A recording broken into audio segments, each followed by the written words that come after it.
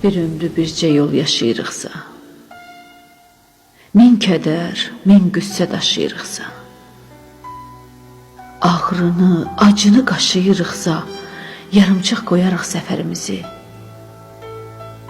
Biz niyə itirək bir-birimizi? Onsuz da ömrümüz bitir günbəgün. Fərəh sevincimiz itir günbəgün. Fələk yolumuza vurubsa düyün, almayıb həyatdan bir dərsimizi. De, niyə itirək bir-birimizi? Saçlara dən düşür bel büküləndə, çənə çırtıq çalır diş döküləndə,